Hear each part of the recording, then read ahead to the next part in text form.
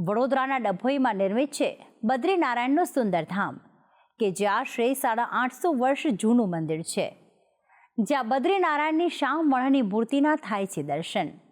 તો આમના ધામના દર્શન કરવાથી બદ્રીનાથના દર્શન કર્યા હોવાનો ભક્તોને અનુભવ થાય છે। ત્યારે આવું દર્શન કરીએ આ સુંદર ધામના। ડભોઈમાં નિર્મિત છે બદ્રીનારાયણનું સુંદર ધામ। આશરે 850 વર્ષ જૂની મૂર્તિના થાય છે દર્શન।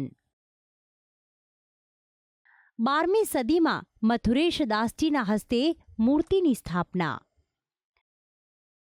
વડોદરાના ડભોઈ ખાતે આવેલ છે બદ્રીનાથ ભગવાનનું સુંદર ધામ કે જેના પર ભક્તો અપાર આસ્થા રાખે છે।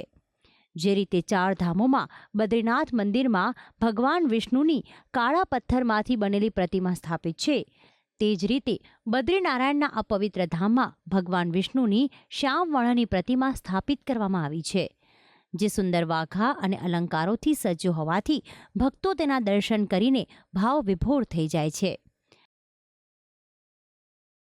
આ મંદિર ડભોઈના મધ્યમાં આવેલું છે અને સાથે જ બજારની વચ્ચોવચ્ચ આવેલ હોવાથી સ્થાનિકો જ્યારે પણ અહીંથી પસાર થાય છે ત્યારે બદ્રીનારાયણના દર્શન કરવાનું ચૂકતા નથી। ઘણા વર્ષોથી બદ્રીનારાયણ મંદિરમાં આવું છું। ઘણા 2-3 વર્ષથી મંદિરમાં સેવા પણ આપું છું। બદ્રીનારાયણ ધામમાં દર્શન કર્યા પછી જે ધન્યતા અનુભવું છું તે 4 ધામ બદ્રીનારાયણ દર્શન કરવાથી મળે છે, એ જ ફળ અહીં આગળ પણ મળે છે અને એના દર્શન કરવાથી જે મનને શાંતિ થાય છે અને દરેક ઈચ્છાઓ આપણી પૂર્ણ થાય એવું હું માનું છું। આ મંદિર સાથે એક રોચક ઇતિહાસ પણ જોડાયેલો છે। લગભગ 12મી સદીના અંતમાં એક સંત મહાત્મા મથુરેશ સ્વામીજી પરમ શાંતિ માટે ગુરુની શોધમાં હિમાલયમાં ગયા હતા। ત્યાં તેમને એક સિદ્ધ યોગી મળી જતા તેઓ તેમની સેવામાં જીવન વિતાવવા લાગ્યા। આ સિદ્ધ ગુરુ પાસે એક દિવ્ય અને સુંદર બદ્રીનારાયણની મૂર્તિ હતી। ત્યારે મથુરેશ સ્વામીની ભક્તિ અને સેવાથી પ્રસન્ન થઈને સિદ્ધ યોગીએ આ મૂર્તિ તેમને ભેટમાં આપી અને કહ્યું કે આ મૂર્તિને નર્મદા નદીના કાંઠે સ્થાપિત કરવી। બસ આ જ શરત માનીને સ્વામીજી ડભોઈ આવ્યા અને આશરે 850 વર્ષ પૂર્વે આ મૂર્તિની સ્થાપના આ સ્થાને કરી દીધી। આ મૂર્તિ તેઓ એક કાવડમાં લાવ્યા હતા, જે કાવડના દર્શન પણ ભક્તો આ ધામમાં કરી શકે છે।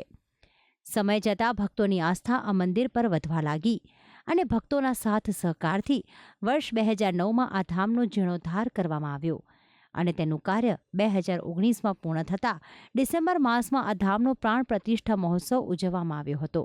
આ મંદિરને બનાવવા માટે ભારતના વિવિધ રાજ્યોમાંથી કલાકારો અને કારીગરોને બોલાવવામાં આવ્યા હતા। ये डभोई ऐतिहासिक नगर है। इस ऐतिहासिक उत्सव प्रिय नगर में ये बद्रीनारायण मंदिर एक आकर्षणीय और दिव्य बन गया है।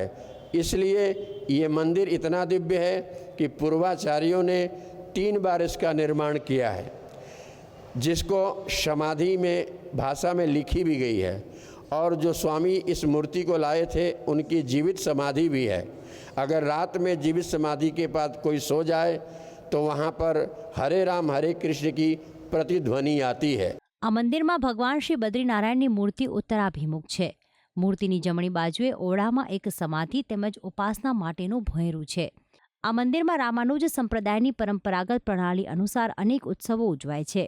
અન્નકૂટ, ગોવર્ધન પૂજા, રામનવમી, જન્માષ્ટમી, અક્ષય તૃતીયા, ગુરુ પૂર્ણિમા, હિંડોળા ઉત્સવ, ગોદાંબાજી ઉત્સવ તો વળી ધનુર્માસ દરમિયાન લગભગ 1 માસ ખૂબ જ ધામધૂમથી ઉજવવામાં આવે છે।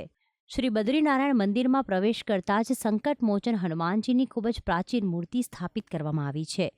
ખૂબ જ ચમત્કારિક એવી આ મૂર્તિના દર શનિવારે દર્શનનો શ્રદ્ધાપૂર્વક નિયમ રાખનારની મનોકામના પૂર્ણ થાય છે।